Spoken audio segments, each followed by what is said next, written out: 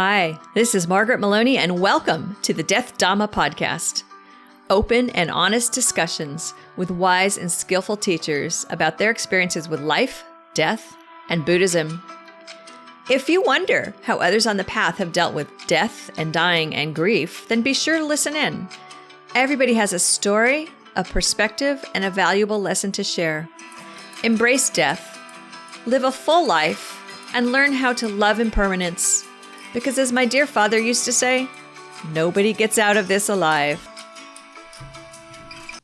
Hello and welcome to today's episode. And before we jump in, I want to encourage you, visit me at margaretmaloney.com and sign up because you will get all the updates on when my next book, Sitting with Death, will be released, which is in September, and which is based on all of these great discussions we're having here on the podcast. Plus, of course, there's more. And you will receive a free audio of part of the introduction to my first book, Carpooling with Death. And if you're on the list, you will receive a audio chapter for free of Sitting with Death when it is released. So, oh my goodness, so many good reasons to come join me. And of course, please continue to subscribe to the podcast. And thank you so much for being here.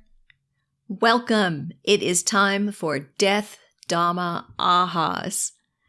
And today, I will be sharing with you lessons learned from my discussion with Cayce Howe. And before I do that, just a quick reminder that Sitting with Death, Buddhist Insights to help you face your fears and live a peaceful life, is coming in September. So keep listening, and thank you for being a subscriber. And when you visit me at margaretmaloney.com, you will get updates as to when new podcast episodes are released and information as it gets closer to when the book will be available. And right away, you'll receive a free audio chapter from my first book, Carpooling with Death. And as it gets closer and when it is ready, you'll get a free audio chapter of Sitting with Death. Now, let's turn our attention to insights from my discussion with Cayce. I believe I've shared with you that at the time that my husband, Ed, was diagnosed with cancer, and we learned that it was terminal, and that ultimately he died, we had been visiting the Sangha where Cayce Howe was teaching. And at first, it started with Ed going to, I think it was like a Thursday evening group and sitting and meditating and sharing with people there. And it's not that I didn't want to go with him. As I recall, at the time, I was working on my PhD. And so I had classes I was still taking and a lot of work that I was doing. But I also want to say that we both recognized that even going through this situation, the stages of cancer and really learning about what it really meant and the true severity of the real cancer and grappling with Ed's impending death, that there was still necessity for him to have some time on his own to process it. And we decided together that we would keep me doing some of the things that I normally did, working and going to school. Not that Ed and his health weren't a priority, of course, absolutely.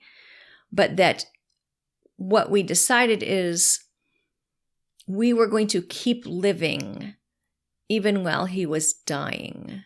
And to keep living even while he was dying meant that he would still have a life and that we would continue my parts of my life. Because when he was gone, that's what I was going to need to do. And so we didn't stop everything. Now, every family, every couple needs to make their own decision. I just share with you that that is a thing that worked for us. So Ed had his meditation group. I had my work in my school, and we still had plenty of loving and supporting time together. And we had some fun times, and we had some difficult times, and just like any other couple or family would have.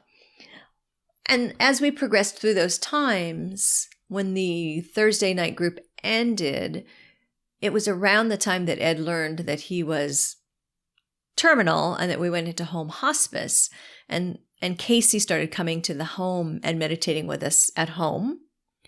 And then there came a time where it was more meditating with me as it became harder for Ed to concentrate. And sometimes he could meditate and sometimes he could not. And it was during that time that Cayce taught us both this saying that always, every day, the living are dying and the dying are living. And that was such a useful, helpful expression.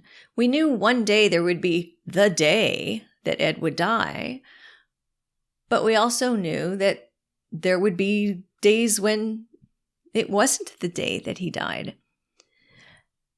And that expression, there's so much there. I remember that after the fact, having a discussion with an acquaintance of mine, and how when her own mother learned that she was ill and she was terminal, and they started making plans for going through her terminal illness and what support looked like during that time.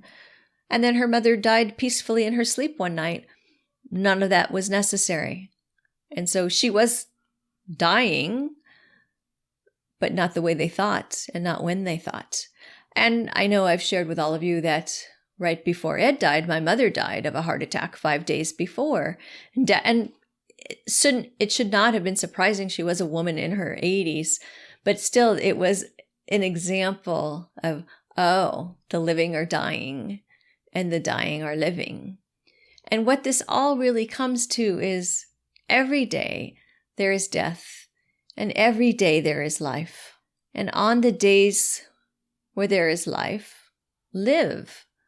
Know also that there is death, and live with both of these potentialities as you go through your day. Not to step through your day in fear, but just to step in your day with awareness of, am I doing today what I want to be doing today?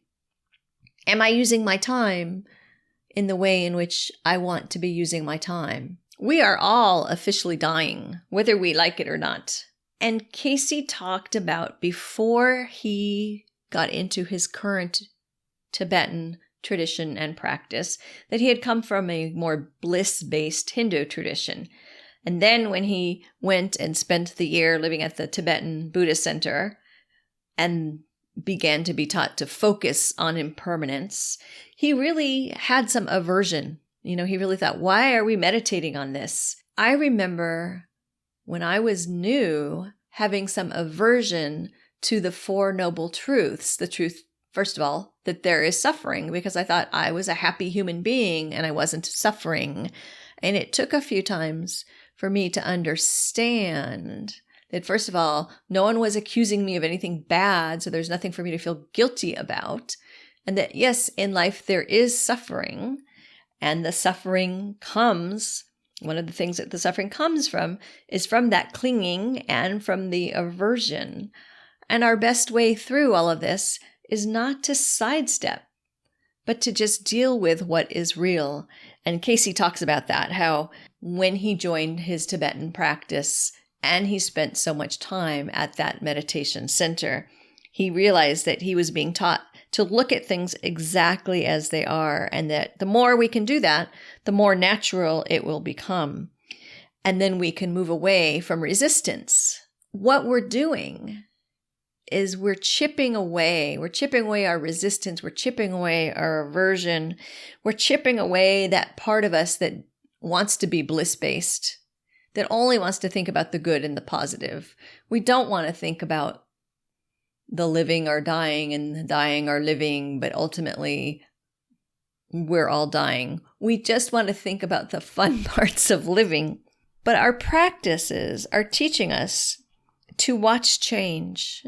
And we start in the smallest of ways. In your first meditation, the first time you sit and it's so difficult and you wonder, is my mind ever going to stop leaping around from yesterday to tomorrow to today to when I was 5 to will I live to be 75?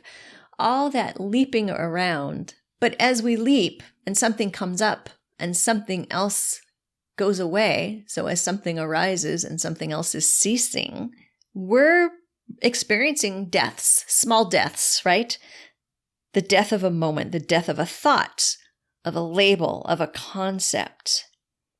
And as we move on in our practice, we realize change is what is happening all of the time. The basic essence of reality is change. And we're not always having big epiphanies. And if you do, that's amazing and beautiful. But so often our growth comes from this chipping away, the consistency of our practice, the understanding that you may be seeking something, but while you're seeking, you're getting closer to your own death. It's okay. Keep seeking. Seek to become familiar with the nature of an emotion, the nature of our thoughts, and of how they can be in process.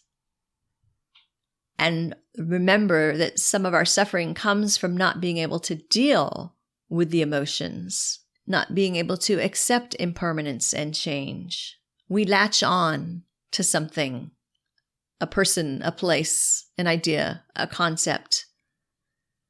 We latch on to the emotions we feel as we go through difficult times. But to latch on and grab onto, I'm sad, my life is horrible, everything is terrible right now, is a form of clinging. And if we grab on hard enough, we're not going to notice that we are no longer sad. We are just hanging on to being sad. We've let ourselves be the emotion, and you're not the emotion. And I bet this sounds familiar. And it should, because we're far enough along now together in our journey in the Death Dhamma podcast to recognize some common themes. Remember, there's a difference between something arising in you and something being you. Even on my most difficult days, when I was racked with sadness, I wasn't that sadness. It was that what had arisen in me that day. And you know what? Not even for the full day. For part of that day. Everything is rising and ceasing. And it's all valid. Whatever you're feeling, that is what you are feeling. Watch it, but it doesn't own you. It doesn't have to be you. And you don't have to do anything about it. Because remember, we are human beings. We are not human doings. So keep going forward and be consistent and let the chipping away happen naturally and progress naturally through your practice. Every time you sit, and then every time you stand up again, you are changed. And that's how it's meant to be. This has been the Death Dhamma podcast with Margaret Maloney. Thank you for being here. Your reviews and comments are greatly appreciated. And please come find me on margaretmaloney.com. MargaretMeloni. And don't forget to check out Carpooling with Death, How Living with Death will make you stronger, wiser, and fearless. Available in all your favorite formats over on Amazon. And most importantly, may you be well. May you be happy. May you be safe, at ease, and free from suffering. Bye for now.